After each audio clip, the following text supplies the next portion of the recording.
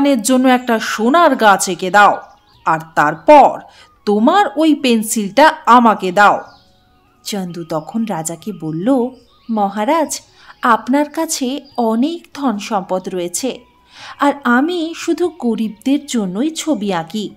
রাজা এটা শুনে খুবই রেগে গেলেন।